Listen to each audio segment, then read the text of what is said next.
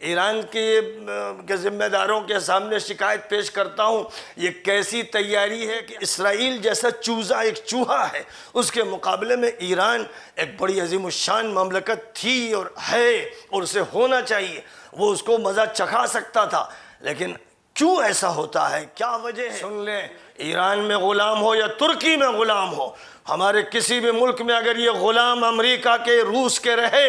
اگر یہ غلام یورپ کے رہے، اگر یہ صلیبیوں کے اور صہیونیوں کے غلام رہے، خدا کی قسم آج کے اس موقع پر جہاں ہمیں خوشی ہے اور ہم نے فلسطین کے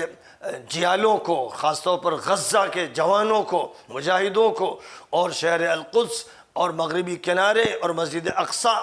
میں نماز پڑھنے والوں کو مبارکباد دی کہ اللہ نے آپ کو فتح عطا فرمائی ہے۔ یہ فتح یقیناً بڑی شہادتوں کے بعد ملی ہے، بڑی قربانیوں کے بعد ملی ہے۔ کتنے بچے شہید ہو گئے، کتنی عورتیں شہید ہو گئیں، کتنے بوڑھے، کتنے جوان شہید ہو گئے، کتنے زخمی ہوئے، لیکن فتح آپ کی ہے۔ اللہ نے نصرت کے لیے آپ کا انتخاب فرمایا ہے، اور یہ انتخاب اس لیے ہوا کہ یہ وہ موقع تھا جس میں پورے فلسطین کے تمام مسلمانوں نے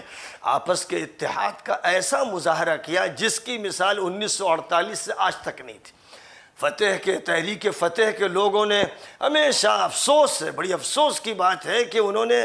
اسرائیل کے پولیس مین کا کردار ادا کیا اور غزہ اکیلا پڑ جاتا تھا، اکیلا ٹکراتا تھا، لیکن یہ اللہ کا فضل ہوا کہ اب کی تحریک مسجد اقصیٰ سے شروع ہوئی، اب کی تحریک شہر القدس سے شروع ہوئی، اب کی تحریک مغربی کنارے کے لوگوں سے شروع ہوئی اور وہ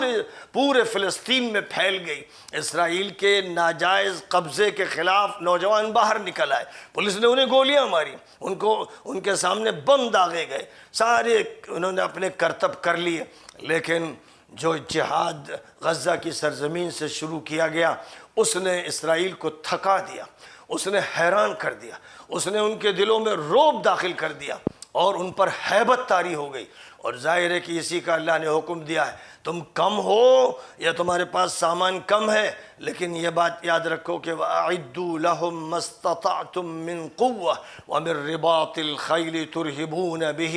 عَدُوَّ اللَّهِ وَعَدُوَّكُمْ وَآخَرِينَ مِن دُونِهِمْ لَا تَعْلَمُونَهُمْ اللَّهُ يَعْلَمُهُمْ۔ تیاری ایسی کرو کہ رعب طاری کر دو، یہ حکم ہے۔ جب تک یہ تیاری نہ ہو، یہ کیسی بات ہے؟ ایران کے ذمہ داروں کے سامنے شکایت پیش کرتا ہوں، یہ کیسی تیاری ہے کہ ہمارے ایک بڑے ماہر سائنٹسٹ فخری زادہ کو مار دیا گیا، ایران کے سرزمین پہ مار دیا گیا، قاسم سلیمانی کو شہید کر دیا گیا۔ ایسی بڑی شخصیتیں جو شاذ و نادر وجود میں آتی ہیں ان کو شہید کر دیا گیا، تو انتقام میں ان جیسے 10 سائنٹسٹوں کو اسرائیل میں مارنا چاہیے تھا، اس لیے کہ ظاہر ہے کہ اسرائیل جیسا چوزا ایک چوہا ہے، اس کے مقابلے میں ایران ایک بڑی عظیم الشان مملکت تھی اور ہے اور اسے ہونا چاہیے، وہ اس کو مزہ چکھا سکتا تھا، لیکن کیوں ایسا ہوتا ہے، کیا وجہ ہے؟ وجہ یہی ہے کہ جب ہم نے یہ طے کر لیا کہ ہمارے فیصلے اقوام متحدہ کے دفتر سے ہوں گے، نیو یارک سے ہوں گے، جب ہم نے طے کر لیا کہ امریکہ کا جو آقا ہے وہ ہم پر مسلط رہے گا اور ہم اس کی جوتیاں سیدھی کرتے رہیں گے، جب ہم نے طے کر لیا کہ پہلی جنگ عظیم اور دوسری جنگ عظیم کے جو نتائج ہیں جن کا پورا فائدہ زونسٹ نے حاصل کیا، اور پہلے لیگ آف نیشنز پر اور بعد میں یونائٹڈ نیشنز آرگنائزیشن پر 90% 95% صہیونیوں کا قبضہ ہے، جو ان کے ہاتھ کی تنظیم ہے اور جس کی سلامتی کونسل جب چاہتی ڈنڈا بجا دیتی ہے، اس سے اگر دہشت ہمارے لوگوں کے دلوں میں قائم رہے گی اور ہم کوئی فیصلہ نہیں کر سکتے، اپنی سرزمین پر ہم اقدام نہیں کر پا رہے ہیں، اپنی سرزمین پر آزادانہ فیصلہ نہیں کر پا رہے، جب تک امریکہ راضی نہ ہو، جب تک یورپ راضی نہ ہو، جب تک ہمارا ان سے معاہدہ نہ ہو جائے، اور جب تک چاہیں وہ معاہدہ باقی رکھیں اور جب چاہیں ختم کر دیں اور پابندیاں لگا دیں، ایسے غلاموں سے اسلام آگے نہیں بڑھے گا۔ سن لیں، ایران میں غلام ہو یا ترکی میں غلام ہو، ہمارے کسی بھی ملک میں اگر یہ غلام امریکہ کے، روس کے رہے،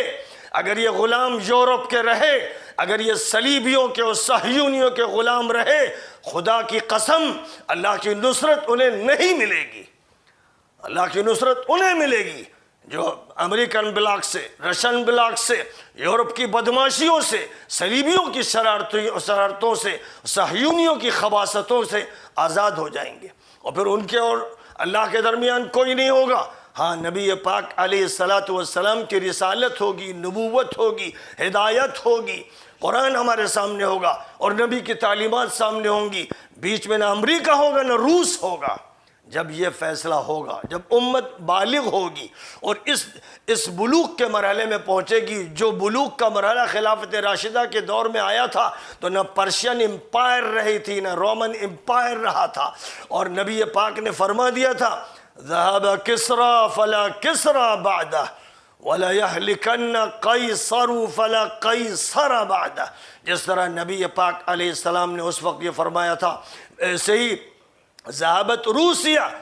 ذهبت الشیوعیہ ولا شیوعیۃ بعدها ولا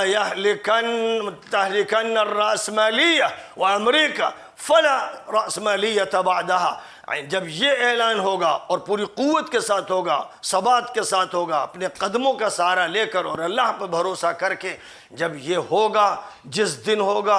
جس طرف سے ہوگا، کہاں سے صلاح الدین ایوبی سامنے آئے گا، کس ملک سے نکلے گا، کس برادری سے کھڑا ہوگا، کس کے ہاتھ سے القدس آزاد ہوگا، اور کس کے ذریعے سے مسجد اقصیٰ کی آزادی ہوگی، اور کس کے ذریعے سے عرب صہیونی عربوں سے حرمین کی آزادی ہوگی، جزیرت العرب کی آزادی ہوگی۔ تماشا دیکھنا، خفیہ باتیں کرنا، دوستی بنانا، ایک طرف کوئی صہیونیوں سے کھلی دوستی کر رہا ہے، کوئی چھپی دوستی کر رہا ہے، اور کوئی بات کر رہا ہے آؤ بھائی تم کو ہم وہابی کہیں، کچھ بھی کہیں، آؤ دوستی کریں۔ یعنی دوستی جب نفاق سے ہوگی ایمان کی، اور جب دوستی کفر سے ہوگی، اور جب دوستی خباثت سے ہوگی، تو پھر اللہ کی طرف سے کوئی بھی فیصلہ نصرت کا، تائید کا، غلبے کا نہیں ہوگا۔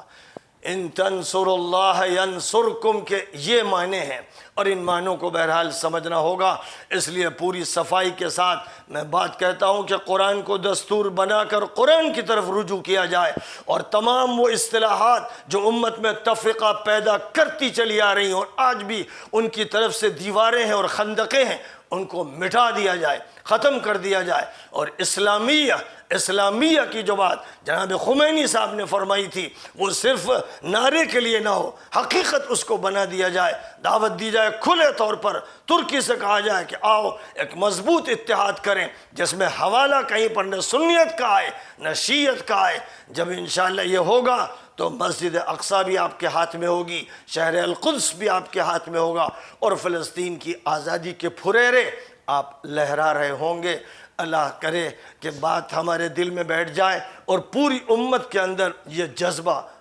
پیدا ہو جائے۔ وآخر دعوانا ان الحمدللہ